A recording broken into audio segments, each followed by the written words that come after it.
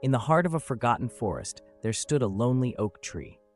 Its gnarled trunk rose majestically, reaching towards the sky, a silent sentinel of a world long past.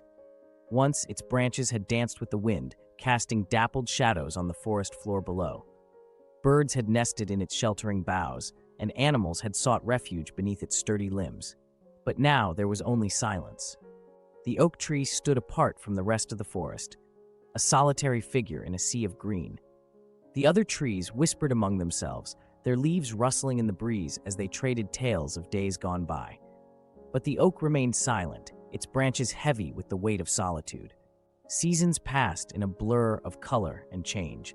Spring brought fresh buds and new life to the forest, but the oak's leaves remained stubbornly closed, unwilling to unfurl and greet the sun.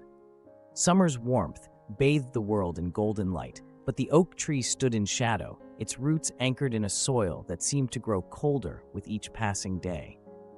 As autumn painted the forest in a riot of red and gold, the oak's leaves began to wither and fall, drifting to the ground like tears shed for a time long gone.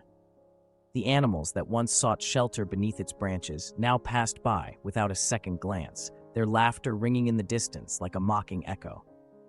One cold winter night, as frost painted the world in silver and white, the oak tree stood shivering in the moonlight. The stars above winked in silent solidarity, casting their cold gaze upon the tree's bowed form. And in that moment of quiet desperation, a single tear fell from the oak's gnarled trunk, a crystalline droplet of sorrow that froze upon the ground, a testament to the tree's silent suffering. And so the oak tree stood alone, a stoic monument to the pain of isolation. Its branches reached out like pleading hands, longing for a touch that would never come.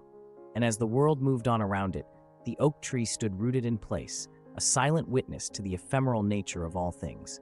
In the end, the oak tree's story was a sad one, a tale of loss and longing, of silence and solitude. And though the forest bloomed and flourished around it, the oak remained a solitary figure, a ghost of what once was, a relic of a time long past.